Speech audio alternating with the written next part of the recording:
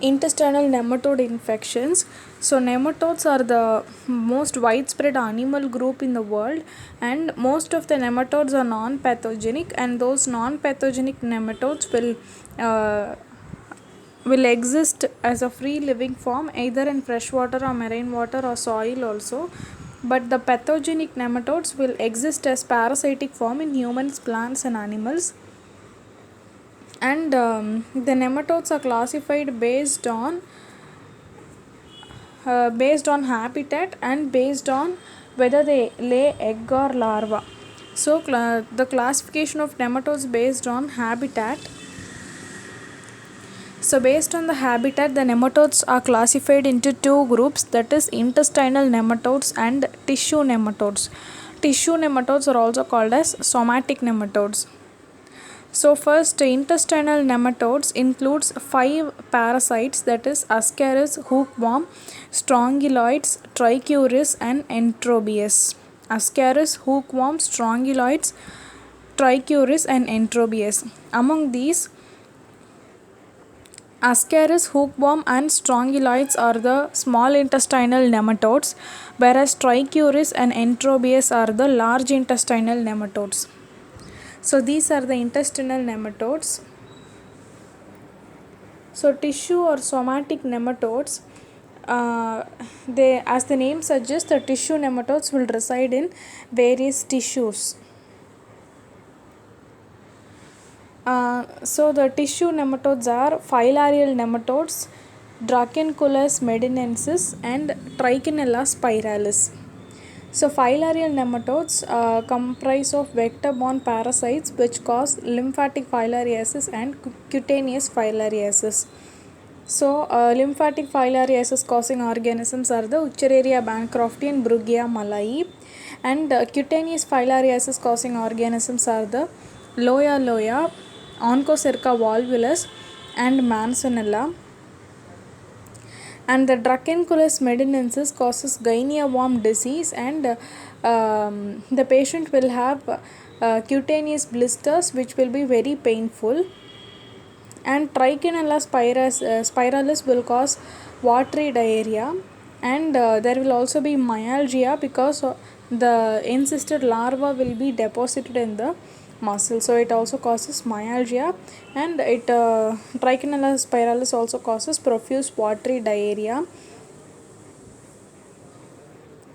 So based on whether they lay egg or larva, the nematodes are classified to 3 groups, namely oviparous, viviparous, and ovoviviparous. Oviparous means after the fertilization, the eggs are produced, and then the eggs take some time to hatch out to form larva. So after fertilization, eggs are produced, and from eggs larva are produced. So they are called as oviparous. So intestinal nematodes are so there are 5 intestinal nematodes. Among those, strongyloids alone is not an oviparous nematode. The remaining 4, that is hookworm, Ascaris, trichuris, and enterobius, are the intestinal nematodes which are oviparous. And the diagnosis of oviparous nematodes is made by the detection of eggs in the stool of the infected person. So viviparous means the female worms will directly give birth to larva. There won't be any egg formation. In oviparous, first females will hatch egg, and from there larva will be formed. But in viviparous, the females will directly give birth to the larva. There is no egg stage. So most of the somatic nematodes are viviparous. Examples of viviparous nematodes are filarial worms, Trichinella, and Dracunculus. And the diagnosis of viviparous nematode is made by the detection of larva in tissues or blood. And ovoviviparous, so ovoviviparous nematodes will lay the eggs containing larva which will immediately hatch out. So oviparous means it includes both egg and larva, both stages will be there. Viviparous will have only larval stage, no egg stage. Ovoviviparous will have only egg stage. Examples: strongyloid species. So strongyloids are ovoviviparous nematodes, and they are diagnosed by detecting the larva in the stool. And regarding the morphology of the nematodes will pass through 6 developmental stages. That is, one adult form, one egg stage, and 4 larval stages, that is L1, L2, L3 and L4. So totally 6 stages, and each so there are 4 larval stages, and each of the larval stage will transform to the next stage by shedding their cuticle, which is called as molting. So first stage is adult worm. So in adult worm, the adult worms will be elongated, cylindrical or filariform in shape, and both of their ends will be pointed, and their size is less than 5 millimeter, and they can also be very long as 1 meter. They are variable in their size. So hookworm Trichinella strongyloids are less than 5 millimeter in size. Dracunculus is more than 1 meter in size. And in adult worms, females are more longer than the males.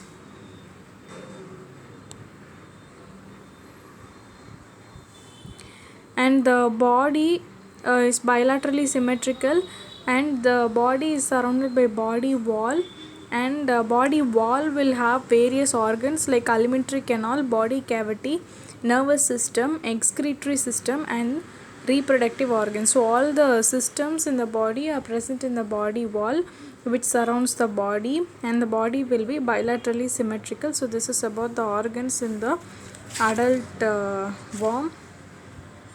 And they are bisexual, which means male worms and female worms are structurally different, they are not similar.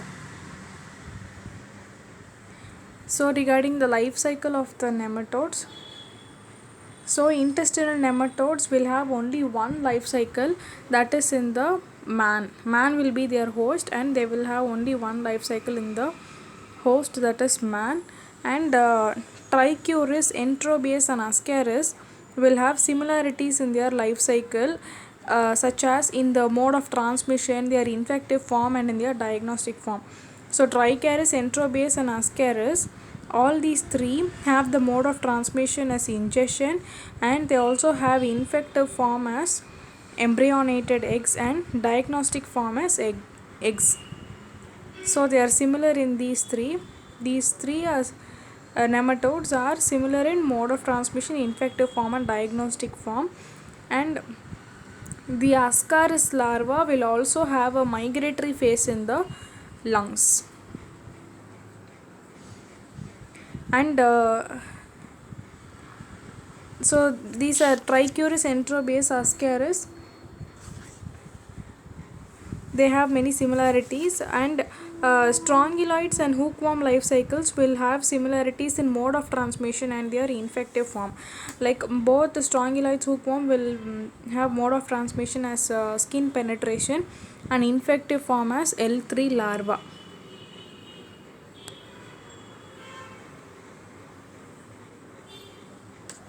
So next, trichuriasis. So trichuriasis is also called as whipworm infection. It is caused by the intestinal nematode Trichuris trichiura. So trichuriasis is caused by the intestinal nematode Trichuris trichiura, and this Trichuris trichiura is a soil transmitted helminth, and the Trichuris has several other species which will rarely infect the animals. And regarding the epidemiology of the trichuriasis, it is worldwide in distribution, mainly in warm and moist climates, and it is similar to Ascaris. Epidemiology of the trichuriasis is similar to Ascariasis. And children are more commonly affected by trichuriasis, and global prevalence of trichuriasis is 604 million. So regarding the morphology of trichuriasis, uh, Trichuris trichiura organism will exist in three forms, that is adult form, larval form and egg form. And again the larval form will have 4 stages in it. So the adult form will resemble the handle of a whip. So this trichiura is also called as whipworm. And regarding the life cycle of the trichuriasis, the only host for trichuriasis is humans, and the mode of transmission, usually children are more affected, and mode of transmission is by ingestion of contaminated food and water containing the infective form of the embryonated egg. And in human GIT, the eggs will hatch out in small intestine. So when they hatch out from small intestine, they will release the L2 larva, and this L2 larva which is released from small intestine will go to the large intestine, and in the large intestine they will molt twice to transform into adult worms. The female worms, so after fertilization, the female worms will lay unembryonated eggs, and these unembryonated eggs are released in feces. So this is the diagnostic test. And each female worm can lay 14,000 to 20,000 eggs per day for 1 to 3 years. And regarding embryonation,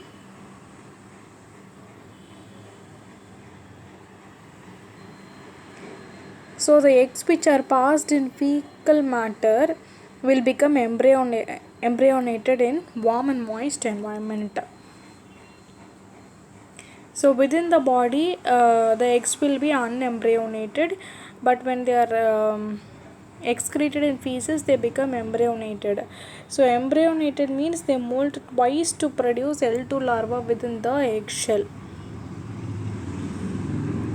And the embryonated eggs are very infective to man, and the life cycle continues same as that of unembryonated eggs.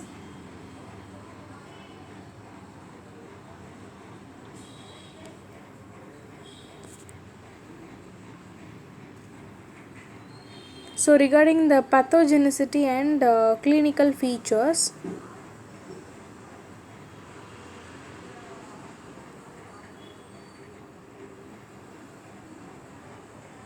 so incubation period of the trichuriasis infection, it varies between 70 days to 90 days, and the patients will be asymptomatic, and they may or may not have eosinophilia.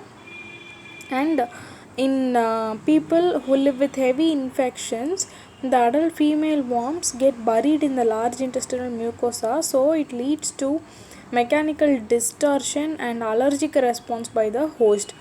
So the mechanical distortion will lead to mucosa which can be edematous and inflamed, and the allergic response by the host can cause a large number of macrophages that infiltrate in lamina propria to produce tumor necrosis factor alpha, TNF alpha. And the common manifestations of trichuriasis infection are abdominal pain, anorexia, trichuris dysentery syndrome, iron deficiency anemia, recurrent rectal prolapse, malnutrition. So trichuris dysentery syndrome means diarrhea will be associated with blood, which resembles inflammatory bowel disease. In iron deficiency anemia, so this iron deficiency anemia occurs due to blood loss and not due to blood ingestion. And recurrent rectal prolapse is due to heavy warm load in the rectum. And malnutrition leading to growth retardation and impaired cognitive function is due to release of anti-inflammatory cytokines which are induced by the trichuris species. And regarding the lab diagnosis of trichuriasis infection, it is The trichuriasis is diagnosed by means of stool examination and peripheral blood and serum IgE estimation. So, stool examination is carried out by direct wet mount or following concentration of stool, which reveals characteristic egg and occasionally adult form. And a single stool specimen is very difficult for diagnosing symptomatic cases because egg output is usually very high. And the other lab diagnoses include peripheral blood eosinophilia. So eosinophil count becomes less than 15% and peripheral blood eosinophilia, which is seen in less than 15% cases, and the serum IgA level will be increased. So regarding the eggs of Trichuris trichiura, the eggs will measure 50 into 22 micrometer and they are barrel shaped and they have mucus plugs at their ends, and the eggs will be bile stained and they float in saturated salt solution. So whip shaped adult worms are 3 to 5 centimeters long, approximately they are 5 centimeters long, and this whip shaped adult worms are rarely seen in protoscopy. Anterior 3/5 of this whipworm is thin, hair-like and coiled, and posterior 2/5 is short and thick. So regarding the treatment for trichuriasis infection, mebendazole or albendazole is given. So it has efficacy of 70 to 90%, and ivermectin is safe but it is not that much efficient. And regarding prevention of trichuriasis infection, they can be prevented by improving the personal hygiene and by proper disposal of fecal matter, and dietary iron should be increased to prevent trichuriasis infection.